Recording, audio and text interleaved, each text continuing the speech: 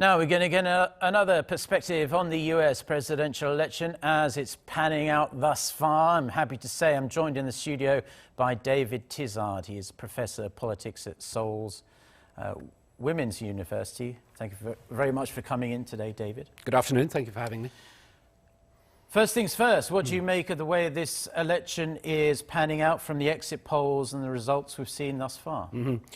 Still, obviously, there's much to be decided. We don't know which way this is going to go yet.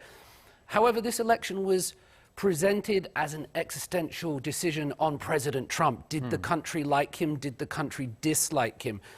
I think we were led to believe in the lead up to this that there had been a rejection of President Trump, his policies and everything that he stood for. However, from the numbers that we're seeing so far, the opposite seems to be the case. And I think it's really important that we have to look at the media's role in all this. We've been told for the longest time that nobody supports President Trump, that everything he does is abhorrent and disliked by the vast majority of people. And that has been a consistent message that we've seen coming from a lot of media outlets.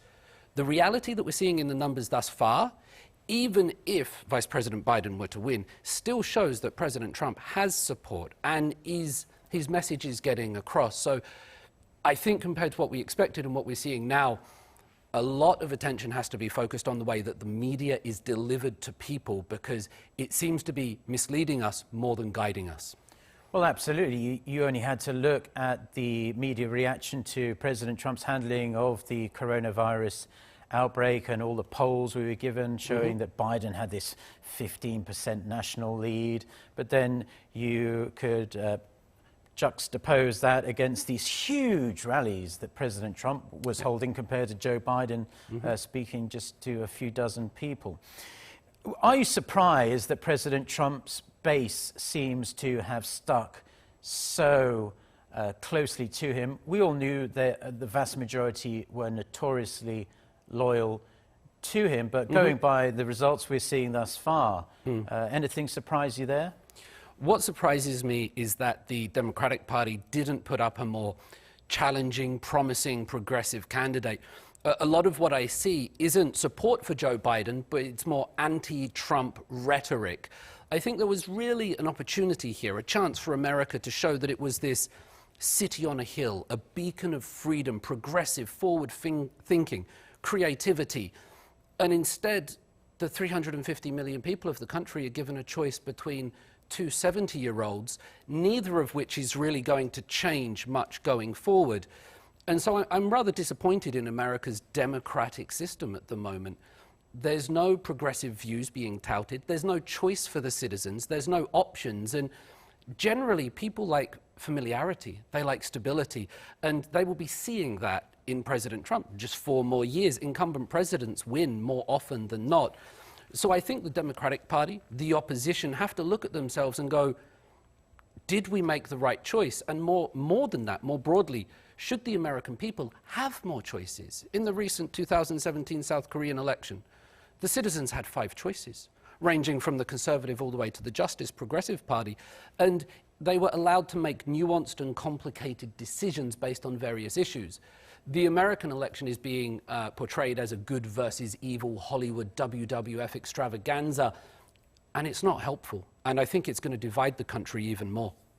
Yeah, it seems as though, regardless of what happens in this election, the Democrats are going to have to do some soul-searching because, like you say, the progressive voices of that party were kind of cut out of the process when Joe Biden, this big establishment figure, was chosen as their nominee. Now, we don't know what's going to happen over the coming hours, but do you see a situation, because this has been a bitterly fought, like you say, WWE almost style contest between these two candidates, do you see a way where the losing candidate says, okay, it was a fair race, let's call it a day, or do you see this becoming a protracted process that goes through the courts? If we look, for example, in the United Kingdom, the ramifications of the Brexit referendum are still with the country today. These decisions, they can really divide a country, divide a people for a generation, if not more. So I think there will be many on the Democratic or the left of the political spectrum that simply will not acknowledge a Trump victory. and they will see it as an existential crisis to the country and the democracy of the nation. On the right, we know President Trump supporters are also so passionate about him. We've heard reports about businesses boarding up the their AP shops. guy mentioned that, On an election night. This is not what you expect in a democracy. This is very bad. This is very dangerous. And I think the country kind of needs to take a step back. Yeah. We're always told the next election is the most important in the world. People have been saying that for 40 or 50 years. Yeah. It's not. It's just a choice between two people. There's no real change going on here. So I think the way that certain countries approach politics, approach democracy and this process, it's all got to change, because this has been, to me personally, a little bit of a farce watching on. Well, absolutely. Donald Trump positions himself as Mr. Capitalism, and he's trying to paint Joe Biden as Mr. Socialism. Right. And we only had 2 presidential debates where one of them turned into a bit of a farce, it's fair to say. And Absolutely. the third one, although better, still was only 90 minutes long. Mm-hmm. We have chess matches that go on for 2-3 days, mm-hmm. where each person, has time to express their feelings, so the American people can really get a feeling of who that person is. But we don't see that in American politics, but that is a lot deeper than we need to get into today. Before we let you go, of course, one last thing.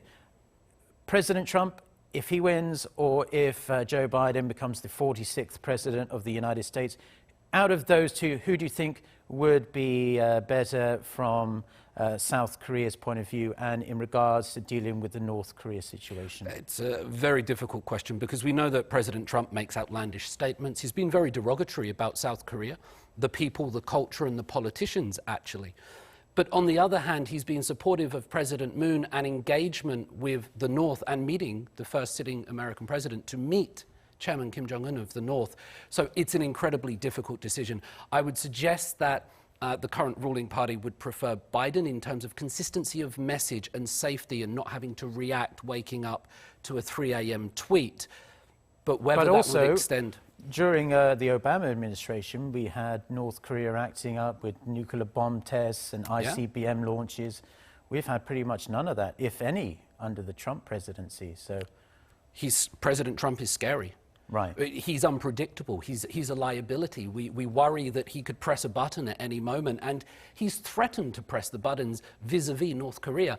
He carries a big stick, and I think North Korea is very much well aware of that. The strategic patience of the previous Obama administration, of which Joe Biden was vice president, we saw the acceleration of North Korea's nuclear weapons and testing. So which one would South Korea or North Korea prefer?